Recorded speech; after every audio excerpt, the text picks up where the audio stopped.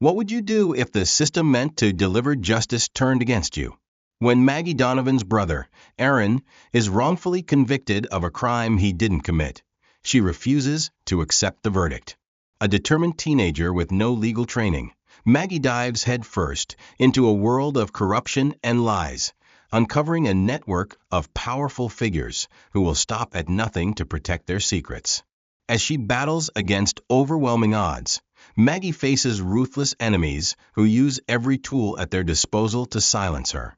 Threats escalate, betrayals cut deep, and even those closest to her can't be fully trusted. Along the way, Maggie discovers that her brother's case is just the tip of a much larger iceberg, one that could shatter the foundations of power and expose decades of deceit.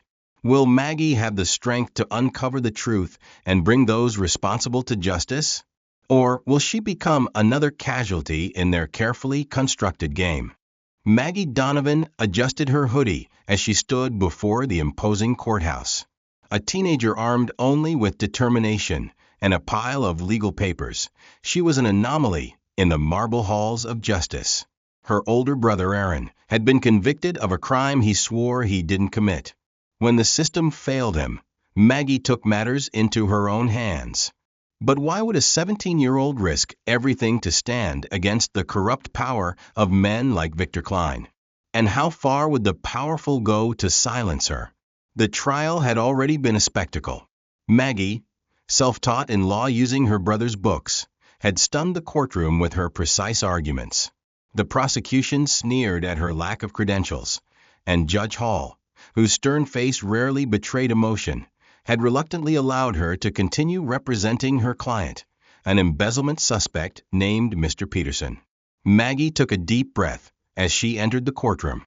She was ready for battle, her research meticulous, her confidence unshaken. But as the hearing began, the unexpected happened. Victor Klein, the wealthy businessman who had testified against Aaron years ago, entered the room. His smirk sent a chill through Maggie.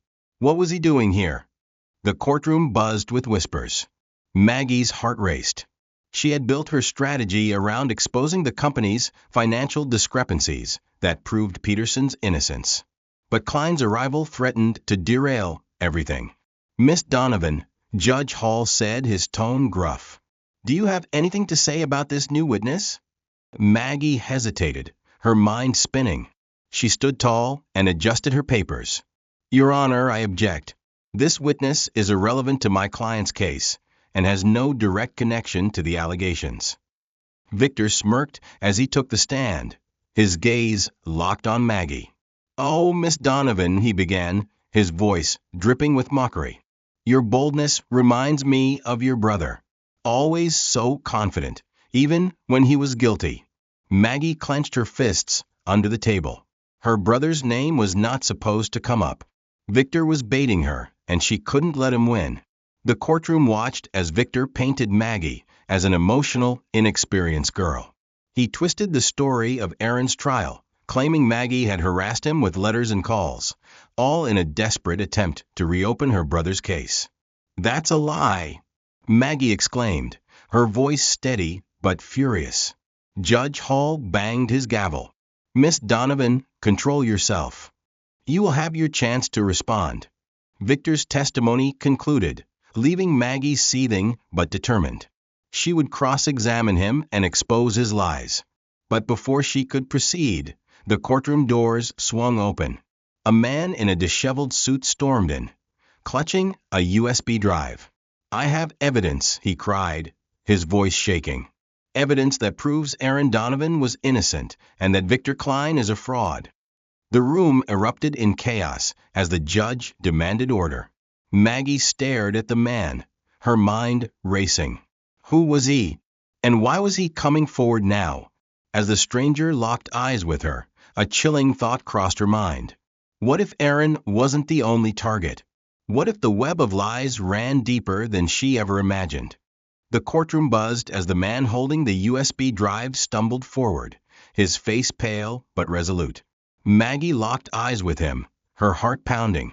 Could this man have the evidence to prove Aaron's innocence? State your name, Judge Hall demanded, his voice cutting through the chaos. Henry Foster, the man said, his voice trembling but loud enough for everyone to hear. I used to work for Victor Klein. A gasp rippled through the room. Maggie's pulse quickened. Henry was the lifeline she hadn't expected, but his connection to Victor made her wary. Victor Klein stood abruptly, his face dark with fury. This is ridiculous, he snapped. Foster was fired years ago for incompetence. He has no credibility. Judge Hall raised a hand, silencing Victor. Mr. Foster, what evidence do you claim to have? Henry stepped closer to the judge's bench, clutching the USB drive like it was a lifeline. It's all here, he said, his voice firming. Emails, financial records, even video footage. It proves that Victor Klein manipulated evidence during Aaron Donovan's trial and that he's been orchestrating corruption for years. Maggie's knees went weak. Her brother had been screaming into a void for justice, and now out of nowhere, someone had finally heard him. But the suddenness of Henry's arrival was suspicious. Why now? Why not before? Judge Hall gestured to a bailiff. Take the drive and have it reviewed by our IT department immediately. No! Victor's voice rose, his usual calm veneer cracking. This is a sham. That drive is fabricated an act of desperation by this unqualified girl. Sit down, Mr. Klein. Judge Hall snapped, his tone cold. Victor's jaw clenched as he sank into his seat, his eyes burning into Maggie. She could almost feel his hatred, his desperation to maintain control. As the bailiff left with the drive, Judge Hall turned his attention to Henry. Mr. Foster, why are you coming forward now? You've been silent for years. Henry hesitated, his gaze flickering to Victor before settling on Maggie.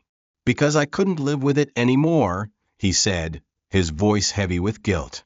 I thought I could just walk away, but seeing what happened to Aaron Donovan and now Mr. Peterson, I realized I was complicit. If I stay silent, it'll never stop. Maggie studied him closely.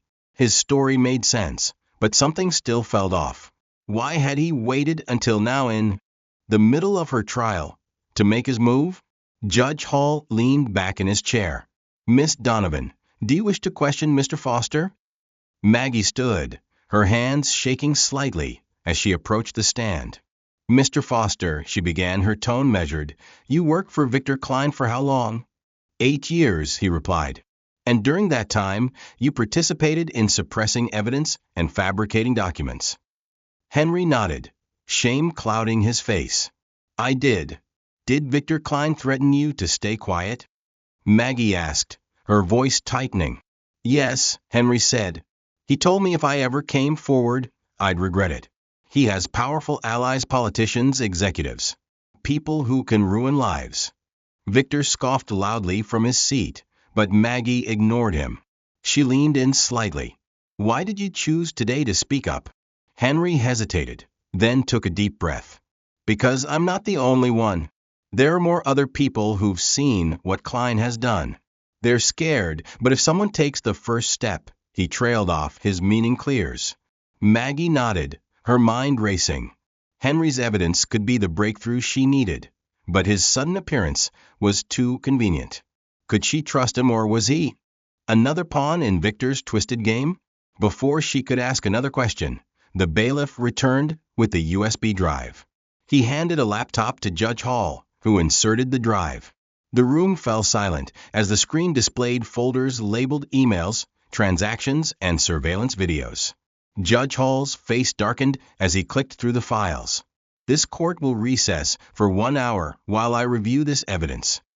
The gavel struck, and the courtroom emptied. Maggie stayed in her seat, her mind spinning. She glanced at Henry, who looked exhausted but determined. Why do I feel like you're holding something back? She asked quietly as they stood in the hallway. Henry's face hardened. Because this goes deeper than you think, Maggie. Victor Klein isn't the end of it. He's just the beginning. Maggie's blood ran cold. Maggie paced the courthouse hallway, her thoughts tangled in the implications of Henry's warning. If Victor Klein wasn't the mastermind, then who was pulling the strings? Her brother Aaron had suffered enough under this system of lies. and now it seemed the corruption was deeper than she ever imagined. Henry leaned against the wall, his face pale but his eyes steady. "You look like you're about to explode," he said, his voice low. "I'm just trying to figure out how far this goes," Maggie replied, her tone sharp. "You're not giving me much to work with, Henry." He frowned, glancing around to ensure no one was listening. "It's not just Victor. He's part of a network, politicians, corporate CEOs, even law enforcement. They've been protecting each other for years." Maggie stopped pacing and stared at him. "If you know this, why didn't you bring it forward sooner?" Henry hesitated, guilt flashing in his eyes. "Because I was scared. You don't understand what these people are capable of. I thought staying quiet would keep me safe. But then I saw what they did to your brother. I couldn't sit by anymore." Before Maggie could respond, a court clerk approached. "Miss Donovan, the judge is ready to reconvene." She nodded, her heart pounding as she headed back into the courtroom. The atmosphere was thick with tension as the session resumed. Judge Hall sat at the bench, his face grave. After reviewing the evidence on the USB drive, he began, "I've determined that the materials are authentic and relevant to this case. Mr. Klein, you have some serious explaining to do." Victor Klein's jaw clenched, but his smirk returned quickly. "Your Honor, this so-called evidence is nothing but a desperate attempt to tarnish my reputation. I demand the opportunity to review it with my legal team." Judge Hall narrowed his eyes. "You'll have that opportunity. But for now, this court will proceed with caution. Mr. Klein, your credibility as a witness is severely compromised. Miss Donovan, do you wish to submit any further arguments?" Maggie rose from her seat. "Yes, Your Honor. The evidence on the USB drive not only undermines Mr. Klein's testimony, but it also implicates others in a larger scheme. I request permission to investigate these connections further." The courtroom murmured in surprise. Judge Hall studied her, then nodded. "You'll have your chance, Miss Donovan. But let me remind you, this is about Mr. Peterson's case. Stay focused." Maggie sat down, her mind racing. She wasn't just fighting for Mr. Peterson anymore. She was fighting to uncover the truth behind the network that had destroyed Aaron's life. That evening, Maggie and Henry met in a quiet diner on the outskirts of town. A laptop sat open between them, the USB drive inserted. Maggie scrolled through the folders, her frustration mounting. "This is all circumstantial," she said. "Emails, transactions, it's enough to raise questions, but not enough to prove who's pulling the strings." Henry leaned in, pointing at a file labeled Consulting Contracts. "Check this one.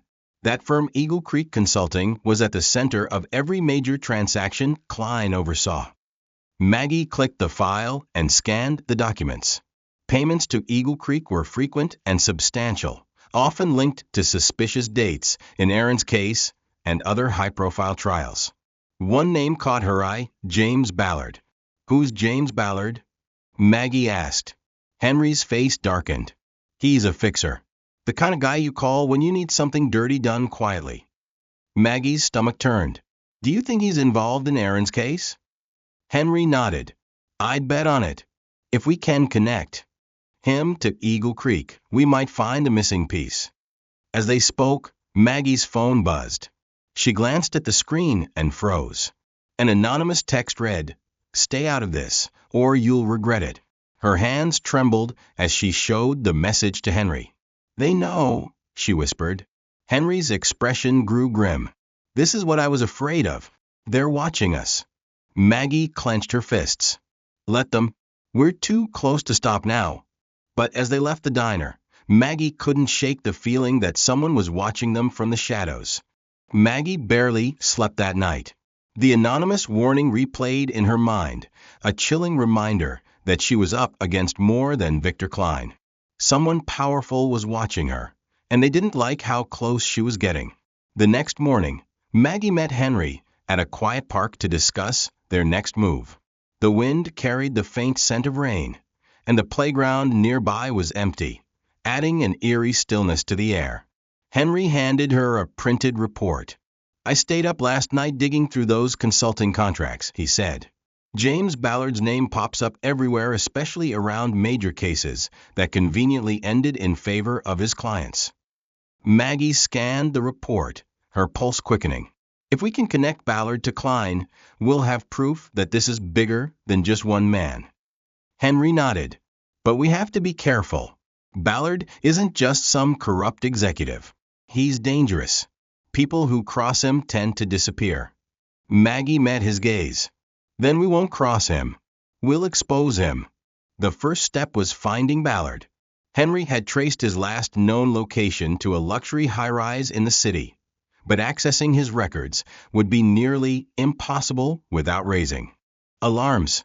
We need someone on the inside, Maggie said, pacing Henry's small apartment. I might know a guy, Henry replied, hesitating.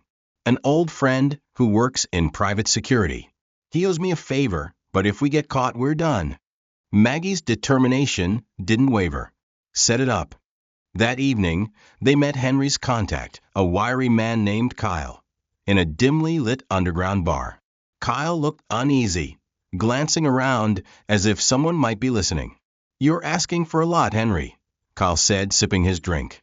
Ballard's high profile.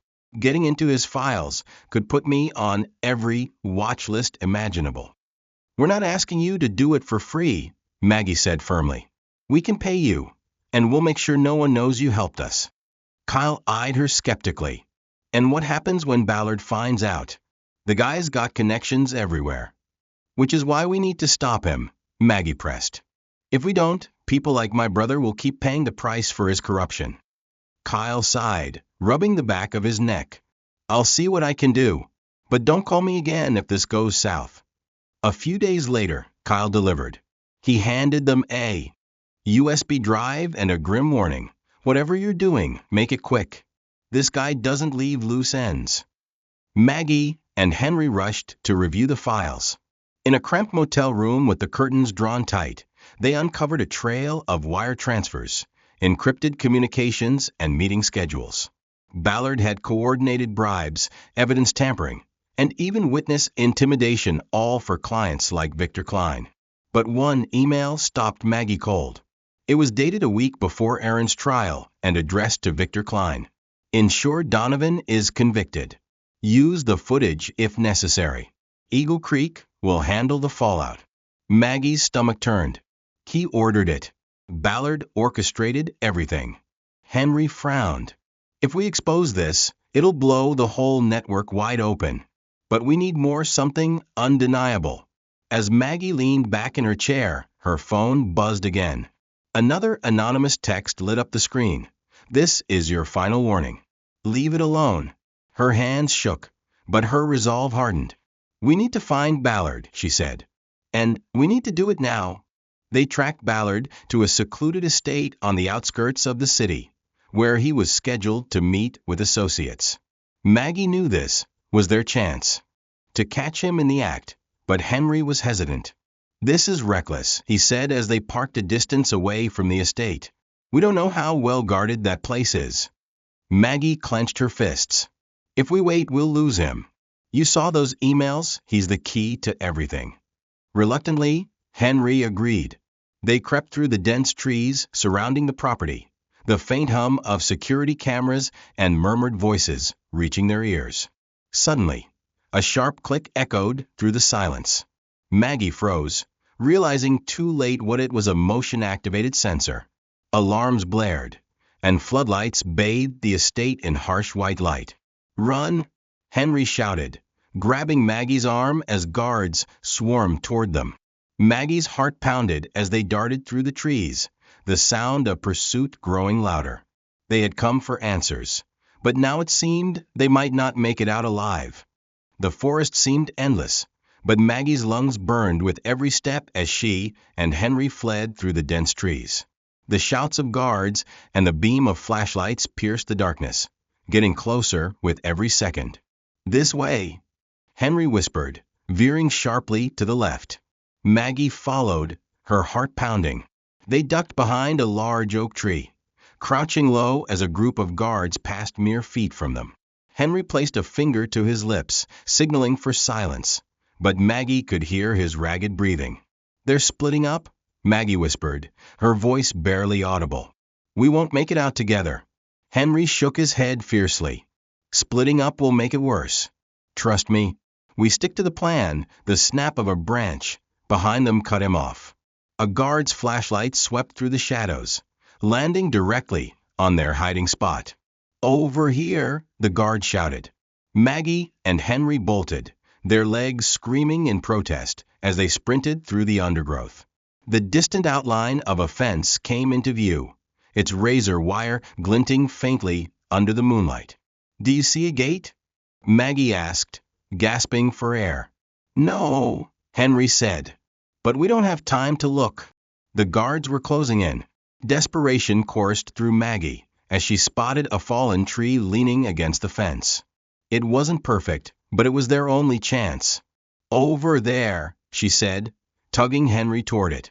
They scrambled up the angled trunk, Maggie first, her hands gripping the rough bark as she hoisted herself onto the fence. The razor wire loomed above her, sharp and unforgiving. "Careful," Henry shouted as he climbed behind her. Maggie grabbed her jacket and threw it over the wire, shielding her hands as she carefully swung herself over. She landed with a thud on the other side, her knees buckling under the impact. Henry wasn't as lucky. As he followed her over, the jacket slipped and the razor wire tore into his arm. He winced in pain, but didn't cry out. "Let's go," he hissed, clutching his bleeding arm as they staggered away from the estate and disappeared into the night. They made it to a motel mile away, the adrenaline finally wearing off. Henry sat on the edge of the bed, grimacing as Maggie cleaned the gash on his arm with a first aid kit she found in the bathroom. "You're lucky it wasn't deeper," she said, her voice tense. "You need stitches." "I've had worse," Henry muttered, his face pale but determined. "We're alive. That's what matters." Maggie shook her head, guilt washing over her. "This was my fault. We shouldn't have gone in without a better plan." Henry glanced at her, his expression softening. "Maggie, you're trying to bring down people who think they're untouchable. There's no safe way to do that." She nodded, but didn't respond. The weight of their failure pressed heavily on her. They had risked everything and barely escaped with their lives, and they still didn't have the evidence they needed. Her phone buzzed, and her heart sank as she saw the anonymous number again. Another message. "This is your last mistake. Walk away." She showed it to Henry, who cursed under his breath. "They're escalating. They want you to be afraid." "Well, it's working," Maggie admitted, her voice trembling. Henry placed a hand on her shoulder. "But you're still here. That's what they didn't count on." The next morning, Maggie's resolve returned. While Henry rested, she dug deeper into the files Kyle had given them. One document stood out, a detailed meeting schedule for Ballard, listing his regular haunts. One entry caught her eye. Eagle Creek Corporate Office, Friday, 10 a.m. "That's tomorrow," Maggie muttered to herself. It was risky, but if Ballard was attending, it could be their chance to confront him directly and expose him. When Henry woke, she showed him the schedule. He shook his head. "No way. After last night, we need to regroup, not charge back in." "If we wait, we lose the advantage," Maggie argued. "Ballard's already one step ahead. If we don't act now, we'll never catch him." Henry hesitated, then sighed. "If we're doing this, we're doing it smart. No alarms.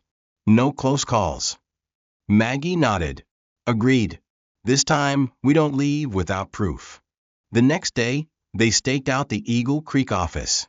The sleek glass building stood tall in the heart of downtown, its reflective exterior hiding the secrets within. Maggie's stomach churned as she spotted black SUVs parked nearby Ballard's security team. No doubt. Henry handed her an earpiece. "Stay in touch. If anything feels wrong, we abort." Maggie took a deep breath, slipping the earpiece into place. "Got it." They entered the building separately, blending into the morning rush of employees. Maggie kept her head down, clutching a folder to appear like she belonged. Her heart raced as she approached the elevators.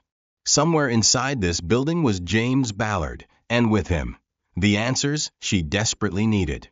But as the elevator doors closed behind her, she couldn't shake the feeling that she was walking into a trap. The elevator ascended with a soft hum, its mirrored walls reflecting Maggie's tense expression. She clutched the folder in her arms, trying to steady her breathing. Floor numbers lit up one by one, each bringing her closer to James Ballard's office and whatever awaited her inside. "Talk to me?" Henry's voice came through the earpiece, grounding her. "I'm almost there," Maggie whispered, glancing at the other passengers in the elevator. None of them paid her any attention. "How's it looks on your end?" Henry, stationed in a coffee shop across the street with a laptop, hesitated. "Busy. Lots of security going in and out. Just keep your head down and don't linger." The elevator dinged, and Maggie stepped out onto the 17th floor. It was quiet, the air sterile, with the faint scent of disinfectant. The sleek design of the hallway glass walls, polished floors, and abstract art oozed corporate power. She checked the schedule she had memorized. Ballard's meeting was listed as taking place in Conference Room A, the second door on the right. Her palms were damp as she approached, her footsteps muffled on the carpet. The frosted glass door was slightly ajar, and she peeked inside. Ballard wasn't there yet, but a small group of executives sat around the table, murmuring in low voices. A stack of folders and a laptop rested in front of them. Maggie slipped into the adjacent hallway and scanned her surroundings. She spotted a door labeled server room down the corridor. "Perfect. I'm going for the servers," she whispered into the earpiece. Henry's voice sharpened. "That wasn't the plan. Get eyes on Ballard and get out." "This could be bigger than Ballard," Maggie replied, already moving toward the server room. "If there's data here, it might connect him to the entire network." Henry swore under his breath, but didn't argue further. The server room door was locked, but Maggie had anticipated this. She pulled a slim tool from her pocket, courtesy of Henry's contact Kyle, and carefully worked the lock. It clicked open. The room was cold and humming with the sound of servers. Maggie shut the door behind her and approached a terminal. She inserted a flash drive, her hands trembling slightly as she typed in commands to access the system. Seconds felt like hours as files began downloading. Financial records, internal memos, encrypted communications, all pointing to Eagle Creek's role in laundering bribes and suppressing evidence for powerful clients. "Got it," she whispered, watching the progress bar creep toward completion. But then she froze. Footsteps echoed outside the server room. "Someone's coming," she said into the earpiece, her voice barely audible. Henry's tone was urgent. "Abort. Now." "I just need 10 more seconds," Maggie hissed. The footsteps stopped right outside the door. Maggie held her breath, her pulse hammering in her ears. Suddenly, the door handles jiggled. Maggie yanked the flash drive out and ducked behind a server rack just as the door opened. A tall man in a black suit stepped inside, his sharp eyes scanning the room. She recognized him immediately, James Ballard. Maggie's heart felt like it stopped. He wasn't supposed to be here. Ballard's gaze swept the room, his expression cold and calculating. "I know you're here," he said, his voice calm but chilling. "You've been poking around where you don't belong, Miss Donovan." Maggie froze. How did he know her name? Ballard stepped further into the room, his hands clasped behind his back. "Do you really think you can win this? You're playing a game you don't understand." Maggie's mind raced. If she stayed hidden, he might leave. But if he found her, it was over. "Answer me," Ballard said, his tone sharper now, "or I'll make sure you never leave this building." Maggie's fingers tightened around the flash drive. She had to think fast. "I wouldn't make threats if I were you," she called out, stepping from behind the server rack. Her voice was steady despite the fear coursing through her. Ballard raised an eyebrow, surprised by her boldness. "Ah, there you are. Bold, just like your brother." Maggie's jaw tightened. You don't get to talk about him. Why not? Ballard smirked. Aaron's conviction was necessary. He was a loose and a lesson for anyone who thought they could stand in our way. You ruined his life for your greed, Maggie shot back. And now you're going to pay for it. Ballard's smirk deepened. Oh, Maggie, you don't understand, do you? If I fall, others will take my place. You can't fight the system. Maggie narrowed her eyes. Watch me. Before Ballard could respond, the sound of voices outside the door distracted him. Maggie took her chance, darting toward the exit. Ballard lunged, but she slipped past him and into the hallway. She sprinted toward the elevator, adrenaline fueling her escape. Behind her, Ballard shouted for security. Maggie, what's happening?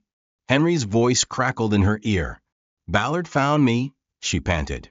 I've got the files, but I need to get out. As she reached the elevator, a security guard appeared, blocking her path. Maggie didn't hesitate. She shoved the folder in his face, startling him long enough to slip past and hit the stairwell. She ran down the stairs, each step jarring her legs, until she burst out into the street. Henry was waiting in a car, the engine running. She jumped in, and they sped away as guards spilled out of the building behind them. Did you get it? Henry asked, glancing at her. Maggie held up the flash drive. We've got everything. But as they drove away, her mind replayed Ballard's words. If I fall, others will take my place. This wasn't over, not even close. Maggie stared out the car window as the city lights blurred past. The flash drive in her pocket felt heavier than it should, carrying the weight of what it contained and the danger it posed. Ballard's words haunted her. He wasn't just a man with power. He was a piece of a much larger machine. Henry broke the silence. What's the plan? We can't just drop this in someone's lap and hope for the best. I know, Maggie replied, her voice quieter than usual. But we need to act fast. If Ballard gets wind of what's on this drive, he'll shut us down before we can even get started. Henry nodded grimly. Agreed.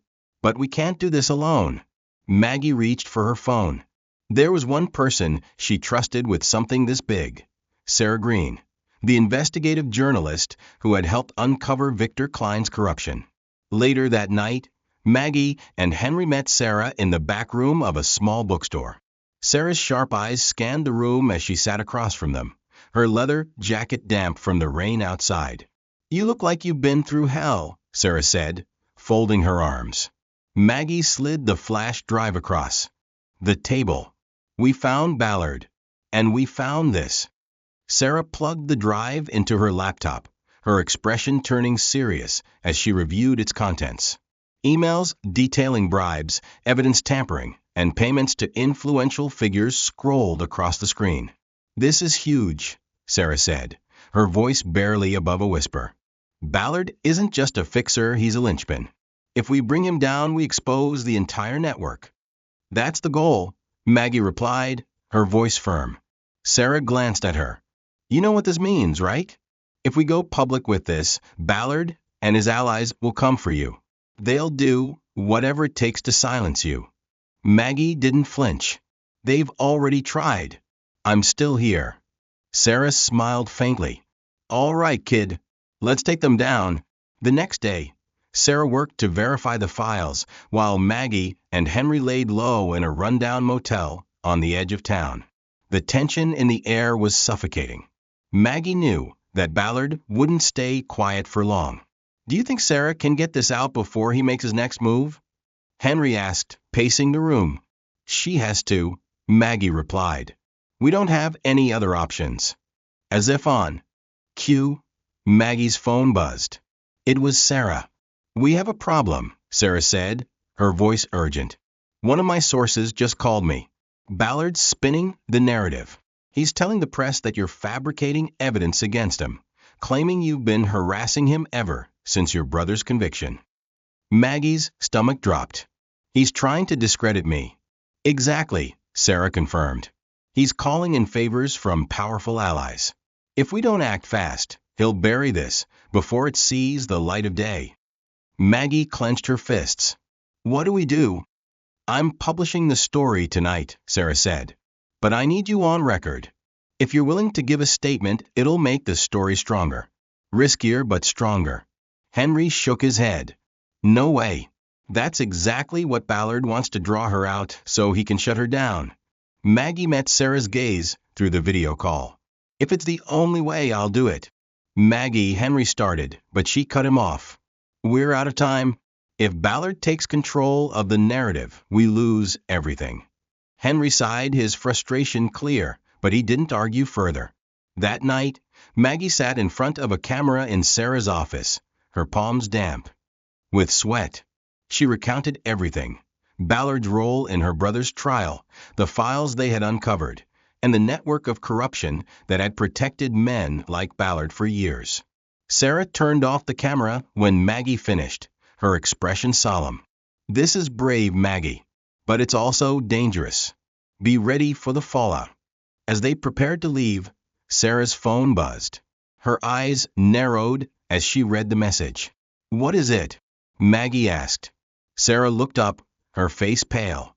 "Ballard's calling a press conference tomorrow morning. He's going to announce that he's stepping down from Eagle Creek, but he's pinning the blame on a rogue employee to save himself." Maggie's blood boiled. "He's throwing someone else under the bus." Sarah nodded. "He's trying to control the damage. We need to act before the conference. If we leak the story tonight, we might be able to turn the tide." Maggie's determination hardened. "Then let's do it." Hours later, Sarah's story went live. The article was a bombshell, exposing James Ballard's role in decades of corruption and linking him to some of the most powerful figures in the country. Social media exploded with outrage, and news outlets scrambled to cover the breaking story. Maggie watched the coverage from the motel, a mixture of relief and fear coursing through her. For the first time, it felt like they were winning. But as the night stretched on, her phone buzzed with a text that sent chills down her spine. "You made your move. Now it's my turn." She stared at the message, her heart pounding. Ballard wasn't going down without a fight, and Maggie knew the battle was far from over. The motel room felt suffocating as Maggie stared at the text on her phone. The ominous message wasn't just a threat, it was a promise. Ballard was making his move, and Maggie knew it wouldn't be subtle. "What does it say?" Henry asked, his voice low. Maggie handed him the phone, her jaw clenched. He read the message, his face darkening. "This isn't just posturing. He's coming after us." "I know," Maggie replied, her voice steady despite the knot in her stomach. "But we can't stop now. The story is out. The evidence is public. He's desperate." Henry paced the room, his frustration boiling over. "Desperate people are dangerous, Maggie. We need to disappear for a while, at least until the heat dies down." Maggie shook her head. "If we back off now, we lose momentum. Ballard's already spinning the narrative. We need to keep the pressure on." Before Henry could argue, Maggie's phone buzzed again. This time it was Sarah. "You need to get out of there," Sarah said, her tone sharp. "What's going on?" Maggie asked, her heart skipping a beat. "Ballard's not just going after you in the media. He's using his connections to escalate things. I just got a tip he's filed a criminal complaint against you, claiming you broke into Eagle Creek's offices and stole confidential data. He's leveraging his influence to make it stick." Henry cursed under his breath. "That's it. We're leaving." Maggie ignored him. "How bad is it, Sarah?" "It's bad," Sarah admitted. "I have a source saying a warrant for your arrest could be issued by morning." Maggie felt her stomach drop, but she forced herself to stay calm. "We still have the files. Can't we use them to prove he's lying?" Sarah hesitated. "You can try, but Ballard has powerful friends. If they take you into custody, they might find a way to bury the evidence." Maggie's grip tightened on the phone. "Then we don't give them the chance." That night, Maggie and Henry packed their belongings and left the motel under the cover of darkness. Henry drove them out of the city, his jaw tight as he navigated the winding roads toward a remote cabin owned by one of his old contacts. You shouldn't have ignored me, Henry muttered, breaking the tense silence. I told you this would happen. I didn't ignore you, Maggie shot back. I knew the risks. But if we stop now, everything we've done will be for nothing. Henry glanced at her, his anger fading into something softer. I just don't want you to end up like Aaron. Maggie's chest tightened. She reached out and squeezed his arm. I won't. I promise. The cabin was small but secure, nestled deep in the woods. Maggie spent the next few hours poring over the files on the flash drive, looking for anything that could turn the tide in their favor. Around midnight, she found it. Henry, she called, her voice trembling with a mix of exhaustion and excitement. He joined her at the kitchen table, rubbing his eyes. What is it? Maggie pointed to an email thread between Ballard and a high-ranking official. The emails detailed a plan to suppress key evidence in a major trial, complete with payment receipts and signed agreements. This, Maggie said, her voice firm. This connects Ballard to obstruction of justice and implicates his network directly. Henry frowned. It's big, but how do we use it? Ballard's already filed a complaint against you. If we try to bring this forward, they'll spin it as part of your criminal behavior. Maggie leaned back in her chair, her mind racing. We need to force their hand.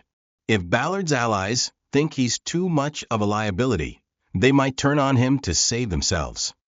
Henry raised an eyebrow. And how do we make them do that?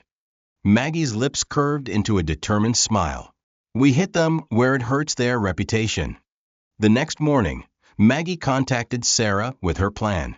We release these emails, Maggie explained. But not all at once. We leak them piece by piece, implicating Ballard's network one by one. We make it impossible for them to hide. Sarah was quiet for a moment. That's risky. If they figure out who's behind the leaks, they'll come after you harder than ever. They're already coming after me, Maggie said. We might as well make it count. Sarah sighed. All right. Send me the files. I'll start coordinating with my contacts in the press. As Maggie ended the call, she turned to Henry. We need to stay mobile. Once the leaks start, they'll double down on finding us. Henry nodded grimly. Let's just hope we can stay one step ahead. By midday, the first leak hit the headlines. An explosive email chain revealed Ballard's direct involvement in suppressing evidence during Aaron's trial. The public outcry was immediate, with demands for a full investigation into Ballard and his network.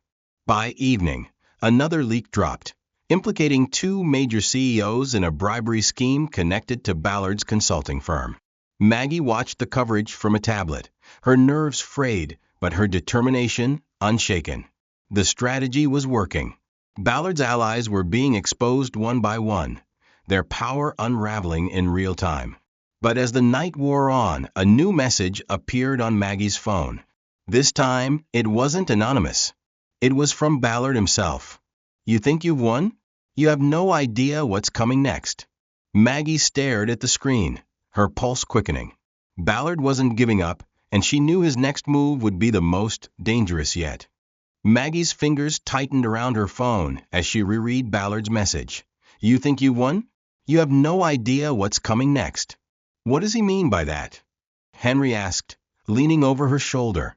Maggie shook her head, her stomach churning. I don't know, but whatever it is, it's going to hit hard. The two sat in the dimly lit cabin, the soft hum of the tablet filling the silence. News outlets continued to dissect the latest leaks, and Ballard's name was now synonymous with corruption. CEOs and politicians implicated in the emails were resigning in droves, scrambling to save themselves. But Maggie knew Ballard wouldn't go quietly. Do you think he'll come after us directly? Henry asked. Maggie nodded, her voice firm. He doesn't have a choice. If we keep going, we'll take him down, and he knows it. Later that evening, Sarah called, her voice tense. Maggie, we've got a problem. Maggie's chest tightened. What is it? Someone leaked your location, Sarah said. It's all over social media. They're saying you're hiding out at a cabin in the woods. Ballard's people could be heading there right now. Maggie felt the blood drain from her face. How did they find us? I don't know, Sarah said. But you need to leave. Now. Maggie hung up and turned to Henry. We've been compromised. We have to go. Henry frowned. How? Only Sarah knew where we were. Maggie's mind raced as they packed their belongings, shoving papers, laptops, and the flash drive into bags. She couldn't shake the gnawing feeling that something was off. As they stepped outside into the cold night air, headlights suddenly appeared in the distance. They're here, Maggie whispered, panic rising in her chest. Henry grabbed her arm, pulling her toward the tree line. Come on, we'll lose them in the woods. They sprinted into the darkness, the sound of car doors slamming and voices shouting behind them. Maggie's pulse thundered in her ears as they weaved through the dense forest, trying to stay ahead of their pursuers. After what felt like an eternity, they found a small clearing and stopped to catch their breath. Maggie crouched low, her heart pounding. We need to figure out how they found us, she said between gasps. Henry hesitated, avoiding her gaze. Henry, Maggie pressed, her voice sharp. What aren't you telling me? He looked away, his shoulders sagging. I didn't think it would come to this. I thought I could fix it before it got out of hand. Maggie's stomach dropped. What did you do? I told someone about the cabin, Henry admitted, his voice trembling. An old friend. I thought he could help us, but he must have sold us out. Maggie stared at him, disbelief and anger coursing through her. You did what? I didn't think he'd betray us, Henry said, his voice defensive. I was trying to protect us, Maggie. We can't do this alone. You just handed Ballard everything he needed to find us. Maggie snapped. Do you have any idea what you've done? Before Henry could respond, the sound of footsteps approached. Maggie's anger was quickly replaced by fear. They're getting closer, Henry whispered. Maggie gritted her teeth, her emotions warring within her. There was no time to argue. We'll deal with this later. Right now we need to get out of here. They continued through the forest, the pursuers gaining ground. Maggie's mind raced, her anger at Henry simmering just below the surface. She didn't know if she could trust him anymore, but she had no choice. Finally, they reached a dirt road, where Henry's car was hidden. As they climbed in, Maggie's phone buzzed again. It was another message from Ballard. You can run, but you can't hide forever. Drive, Maggie said, her voice shaking. Henry started the car and sped down the road, his grip tight on the wheel. Where do we go now? Maggie stared out the window, her thoughts spiraling. We need to turn this around. If Ballard's people are this close, we're running out of time. Henry hesitated. And how do we do that? Maggie glanced at him, her expression hard. We find Ballard before he finds us. If we confront him directly, we might be able to force his hand. Henry's eyes widened. That's insane. Do you have a better idea? Maggie shot back. Henry sighed, his shoulders slumping. No. But if we're doing this, we need help. Maggie nodded. Then we call Sarah. If we're going to take Ballard down, we'll need every ally we can get. Hours later, they arrived in a new safe house arranged by Sarah. Maggie paced the small room, her mind racing with plans. Ballard was escalating, and his network was still strong.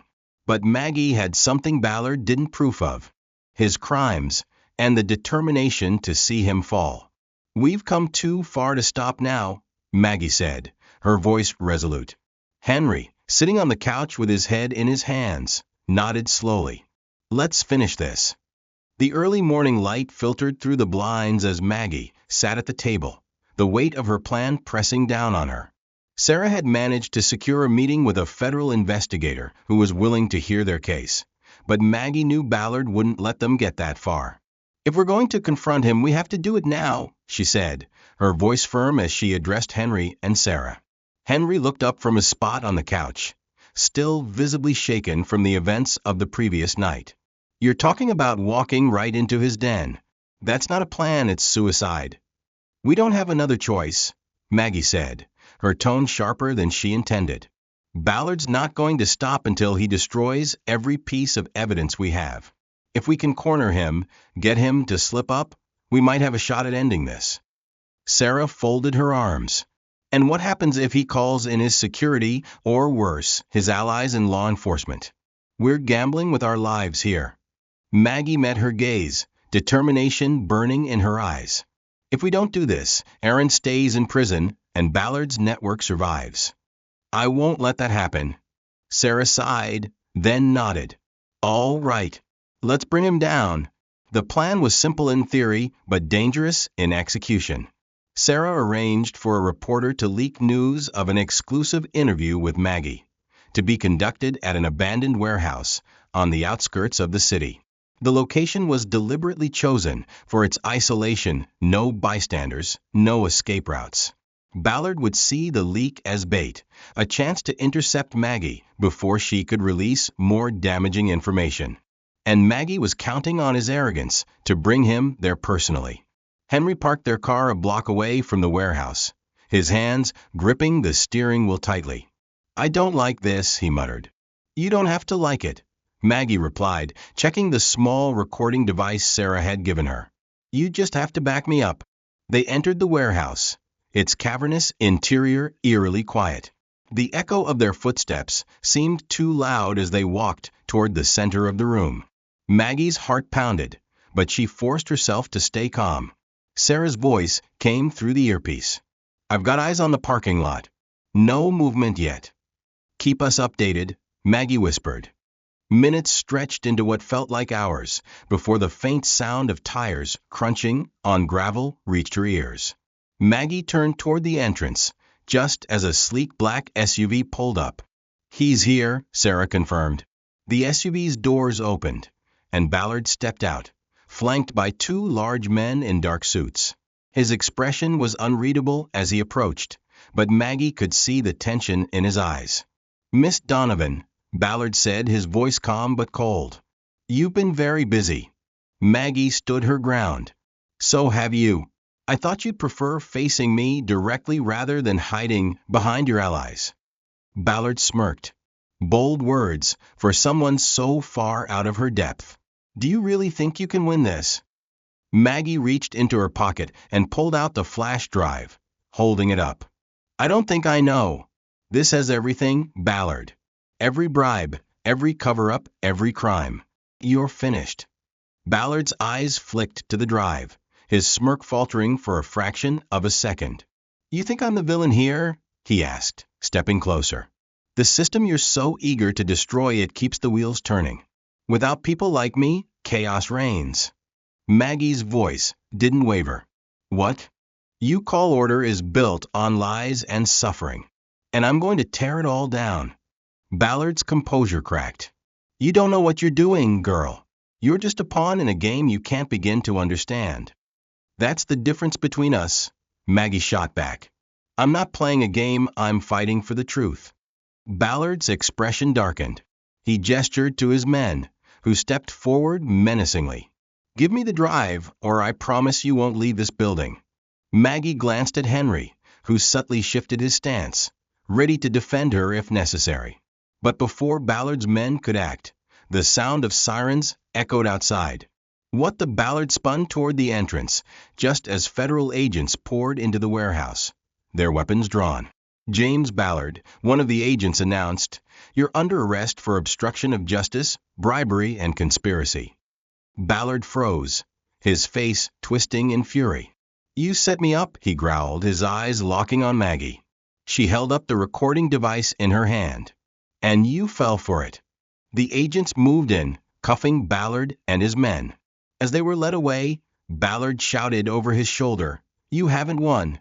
You don't know how deep this goes. Maggie stood tall, watching as Ballard was loaded into a waiting car. Hours later, Maggie, Henry, and Sarah sat in the federal investigator's office, reviewing the flash drive's contents. The investigator looked impressed, nodding as he scrolled through the files. This is enough to dismantle his entire network, he said. You've done something extraordinary here. Maggie exhaled, the weight of the past months finally lifting from her shoulders. What about my brother? The investigator's expression softened. With this evidence, Aaron's case will be reopened immediately. I have no doubt his conviction will be overturned. Maggie felt tears sting her eyes. For the first time, the fight was over and they had won. Epilogue weeks later. Maggie stood outside the prison gates, her heart racing as Aaron walked toward her, a free man. He grinned as he pulled her into a hug. "You did it, Maggie," Aaron said, his voice thick with emotion. "We did it," Maggie corrected, her smile breaking through the tears. In the distance, Henry and Sarah waited, watching as the siblings reunited. The journey had been long, but the truth had prevailed. Maggie knew her fight for justice wasn't over. But as she stood with her brother and the people who had helped her along the way, she felt ready for whatever came next. As the truth finally triumphs, Maggie's journey reminds us all of the power of determination, courage, and standing up for what's right. But this is just the beginning of the stories we have to share. If you enjoyed Maggie's fight for justice and want to see more thrilling tales like this, don't forget to like, comment, and subscribe to our channel. Hit the notification bell so you never miss an update, and share this story with friends who love a good battle against the odds. Thank you for watching, and stay tuned for more gripping stories that will keep you on the edge of your seat. See you in the next one.